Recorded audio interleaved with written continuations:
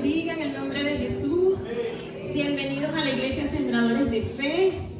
Aprovechemos este momento tan hermoso de culminar esta alabanza tan bonita, Señor, para que en la unidad de la fe podamos pedir por cada uno de nosotros. Señor, bendícenos, Señor. Llénanos con tu Santo Espíritu, Señor. Bendecimos a los pastores Useches para que tengan un pronto regreso y un hermoso regreso, que retornen con bien en el nombre de Jesús. Vamos a estudiar un poco sobre el significado y los beneficios de la Santa Cena del Señor. Y la Santa Cena trata de crucifixión, muerte, resurrección y la segunda venida del Señor. Eso es para que podamos recordar cada vez que nosotros tomemos esa Santa Cena lo que el Señor hizo por nosotros. Jesús murió en la cruz por el perdón de nuestros pecados y por la sanidad. Yo les voy a ir explicando lo que el Señor hizo y de qué nos libró. ¿Qué fue lo que ocurrió? Si el Señor nos dio el perdón de nuestros pecados, que sería el primer beneficio para los que están copiando y quieran tener esa información, Jesús nos libró de la muerte espiritual y nos dio vida, dice Efesios 2, 5, 7. Pero también dijimos que en esa cruz, gracias a esa cruz, fuimos sanados. Eso está en Isaías 53, 4. Esa sanidad que nos trajo el Señor fue porque Él nos libró de la enfermedad, tanto espiritual como física. En 1 de Pedro 2:4 dice: quien llevó él mismo nuestros pecados en su cuerpo sobre el madero, para que nosotros, estando muertos al pecado, vivamos en justicia, y por cuya herida fuiste sanado. Tercer beneficio, justicia. El Señor nos libró de la injusticia. Dios nos perdonó por medio de Jesús, ¿cierto? Ahora Él nos hizo justos delante de Dios. Pero algo muy importante, si somos justos delante del Señor, eso es verdad, pero tienes que esforzarte en mantenerte en esa santidad. Tienes que esforzarte en no pecar, esforzarte en que pueda ser más fuerte lo que está dentro de ti que lo que está en el mundo, de manera tal de que sea el Señor el que realmente esté reinando en tu vida. En Isaías 53:5 dice: mas Él herido por nuestras rebeliones, molido por nuestros pecados, el castigo de nuestra paz fue sobre Él, y por sus llagas fuimos nosotros curados. Cuarto beneficio, paz en la mente. El Señor murió en la cruz porque nos libró de nuestras rebeliones y nuestras peleas y nuestra distorsión mental.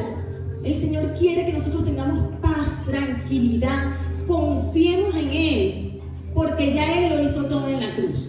Me gusta mucho como dice Mateo 8, 16, 17. Mateo ahí dijo: se cumplió lo que el profeta Isaías decía, porque Mateo tuvo la oportunidad de ver lo que Jesús hizo. Dice la palabra que Él sacó demonios, al endemoniado lo sanó, y que Él físicamente pudo sanar al enfermo. Entonces Él dice: se cumplió la palabra, se cumplió lo que dijo ese profeta.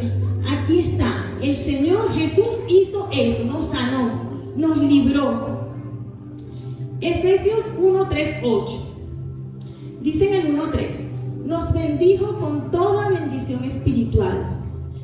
Nos libró de la maldición porque nos bendijo. En el 1, 4: nos escogió para que seamos santos y sin manchas. Es decir, que Él nos libró de la maldad. En el 1:5, adoptados como hijos suyos por medio de Jesús. Jesús nos libró de ser huérfanos. Ahora tenemos un Padre, somos hijos de Dios. En el 1:6, somos aceptados en el amado. El Señor nos libró del rechazo. En el 1:7, redimidos por su sangre, nos dio por gracia el perdón del pecado. El Señor nos hizo libres de una obligación o una deuda, porque nos redimió. Entonces ya nosotros fuimos redimidos del pecado, ya nosotros no tenemos que pagar esa deuda, que no teníamos cómo pagarla. Solamente la sangre de Cristo pagó esa deuda por nosotros. Efesios 1:11: en Él recibimos herencia de parte de Dios, se haga la voluntad de Dios. O sea que el Señor nos dio propósito, nos dio identidad, nos libró de una mente vaga, de andar dispersos, de andar vacíos, porque Él nos dio herencia, nos mostró cuál es el camino. Gálatas 5:1. Está pues firmes en la libertad con que Cristo nos hizo libre, y no esté sujeto al yugo de la esclavitud. Aquí nos habla de la esclavitud a la ley, la esclavitud a la ley de los judíos. Sí, pero en realidad Él lo que quiere es que nosotros estemos libres del pasado, libres de la culpa. ¿Por qué? Porque esa ley judía lo que hacía era puro señalarnos y juzgarnos. No era utilizada para acercarnos al Señor, era mal usada. Entonces por eso el Señor nos dice: eres libre de la esclavitud de esa ley, en base a que no es para alejarte de mí, es para acercarte a mí. Como dice Romanos 8:1, ninguna condenación hay para los que creen en Cristo, que andan conforme al Espíritu. Recordemos, hermanos, que ahora nosotros, ¿verdad?, amamos a Dios sobre todas las cosas y amamos al prójimo como a nosotros mismos. Entonces todo se basa en el amor. Y ahora voy a enfocar un poco sobre lo que es la libertad. Cuando el Señor habla de esclavitud, sabemos que un esclavo no va a ser esclavo porque él decide, sino un esclavo es algo obligado. Me compraron, en aquel tiempo se compraban a las personas, se compraban a las esposas, se compraban casas y camellos, todo, pero a las personas existía una esclavitud. Y el Señor vino a librarnos de eso. Y en lo espiritual vino a librarnos del enemigo. Segunda de Corintios 3:17 dice: donde está el Espíritu del Señor, allí hay libertad. El Espíritu del Señor está en usted, usted es libre. El Espíritu del Señor está en su casa es libre. El Espíritu del Señor está aquí en esta iglesia es libre. Créalo para que podamos seguir adelante. Créalo que usted es libre. Juan 8:36 dice: así que si el Hijo los librare, seréis verdaderamente libres. Gálatas 5:13: a libertad fuiste llamado, no para dar rienda suelta a tus pasiones, ¿verdad?, en la carne, no para hacer libertinaje, sino en amor. Y Pedro lo vuelve a confirmar y dice: no para hacer lo malo. Esta libertad no es para que tú hagas lo malo, es para que tú seas un buen servidor.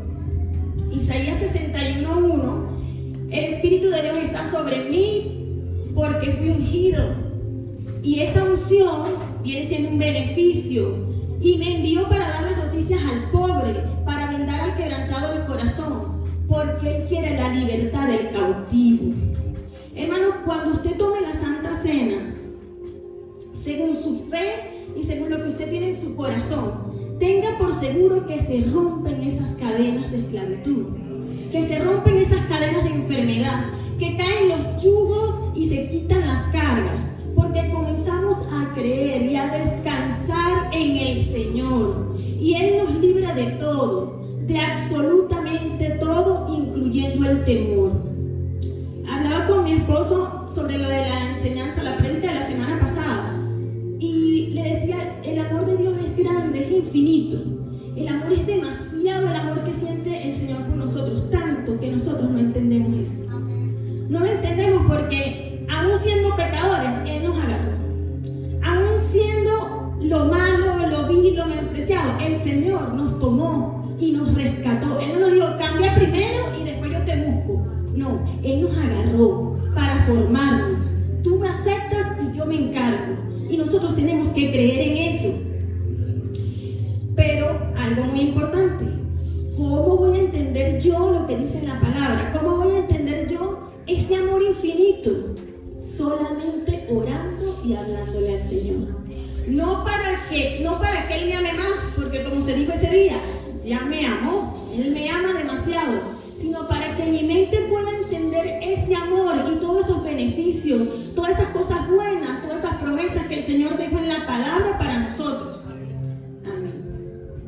Vamos a leer 1 Corintios 11:23. Porque yo recibí del Señor lo que también os he enseñado, que el Señor Jesús, la noche en que fue entregado, tomó pan, y habiendo dado gracias, lo partió y dijo: tomad, comed, esto es mi cuerpo, que por vosotros es partido. Haced esto en memoria de mí. Asimismo tomó también